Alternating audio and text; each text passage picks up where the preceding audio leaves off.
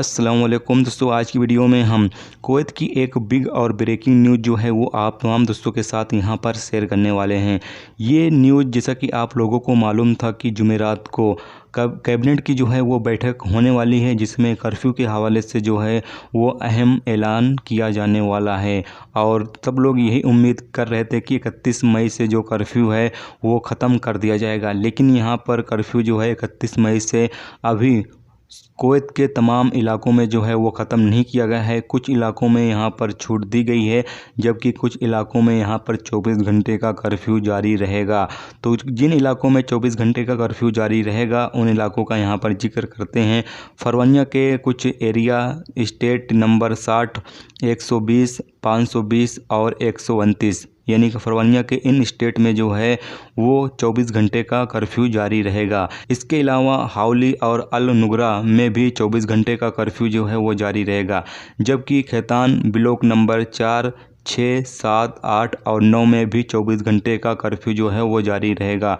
हावली के मैदान जो है उसमें भी यानी कि मैदान हावली जो है उसमें भी 24 घंटे का कर्फ्यू जारी रहेगा, जबकि मैबोला और जलेब अल सुएक इलाके में जो है वहाँ पर भी 24 घंटे का कर्फ्यू जो है वो जारी रहेगा। इन इलाकों में जो कर्फ्यू है उसमें छूट नहीं दी गई है, अगली नोटिफिकेशन आने तक अभी इन तमाम इलाकों में जो है वो कर्फ्यू रहेगा। और यहाँ पर आपको बता चलें कि अभी जो कर्फ्यू में छूट दिया गया है बाकी इलाकों को, वो छूट सुबह 6 बजे से शाम के 6 बजे तक जो है वो छूट होगा, यानी कि सुबह के 6 बजे से शाम के 6 बजे तक लोग जो हैं वो बाहर निकल सकेंगे, आ जा सकेंगे, अपना काम वगैरह जो है वो यहाँ पर कर सकेंगे। जबकि आपको पता चलें कि जुमा की नमाज के लिए भी यहाँ पर परमिशन जो है वो दे दी गई है कि मस्जिदों में जो है वो अब जुमा की नमाज जो है वो अदा की जाएगी। सिर्फ जुमा की नमाज के लिए यहाँ पर अभी जो है वो परमिशन मिल चुकी है कि जुमा की नमाज मस्जिदों में जो है वो अदा की जाएगी। أتكلم عن القرار الأول وهو كالتالي: تمديد العمل بقرار مجلس الوزراء المتخذ باجتماعه المنعقد يوم الاثنين الموافق 20/4/2020 بشأن تعطيل جميع الوزارات والجهات الحكومية والهيئات والمؤسسات العامة احترازيا بسبب فيروس كورونا المستجد، وذلك اعتبارا من يوم الأحد الموافق 26/4/2020 وحتى يوم الخميس الموافق 28/5/2020 باعتبارهما أيام راحة، بحيث تمتد حتى إشعار آخر. ويجوز للوزير المختص أو رئيس الجهة تقرير عدم شمول كل أو بعض شاغلي الوظائف القيادية والموظفين التابعين لشاغلي هذه الوظائف بهذه الراحة، وذلك للتجهيز لعودة العمل. كما أنه نظرا للطبيعة الاستثنائية للتعامل مع مقتضيات مواجهة هذه الأزمة، فتتولى الأجهزة والهيئات والجهات ذات طبيعة العمل الخاصة بما فيها القطاع النفطي بمعرفتها تنظيم قواعد عملها في تحديد من يستوجب التزامه هم بممارسة أعمالهم من العاملين في كل منهم وفقا لما تتطلبه مصلحة العمل ويحقق المصلحة العامة.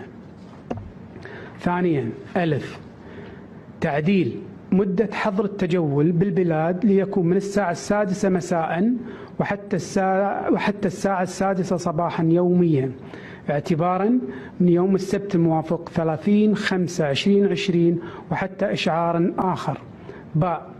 فرض عزل تام للمناطق التالية: الفروانية، خيطان، حولي والنقرة، ميدان حولي، والاستمرار في العزل التام لمنطقتي المهبولة، جليب الشيوخ، أثناء فترة السماح بالتجول في البلاد اعتبارا من يوم السبت الموافق 30/5/2020 ولحين إشعار آخر.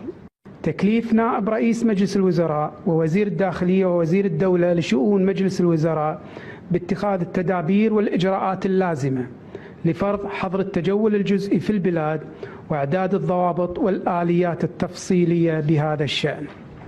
ثالثا: اعتماد خطة العودة التدريجية للحياة الطبيعية المقدمة من قبل الأمانة العامة لمجلس الوزراء. تكليف السادة الوزراء كل في مجاله اختصاص تنفيذ المرحلة الأولى من خطة العودة التدريجية للحياة اعتبار من يوم الأحد الموافق 31/5/2020. زملاء، قبل لا أدش في الأسئلة ودي أؤكد على استعداد الحكومة التام والكامل بشأن فرض عزل المناطق الحديثة الفربانية وخيطان وغيرها وميدان حولي، بشأن تزويد هذه المناطق بكل ما تحتاجه من الغاز، المواد التموينية، الأكل، وتوفير جميع الخدمات المطلوبة في هذه المناطق.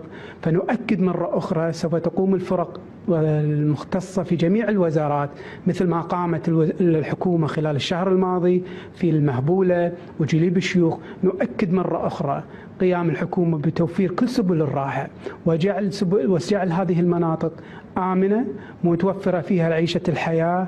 ونؤكد من هذا المكان اطمئنوا، سوف نقدم لكم كل ما تحتاجونه من صحة، من تغذية، من طبابة، من الأمن. فنحن موجودين، الخطط تم إعدادها والحكومة تؤكد على استعدادها في هذا الموضوع مثل ما قمنا في الأيام السابقة في المهبولة وجليب الشيوخ.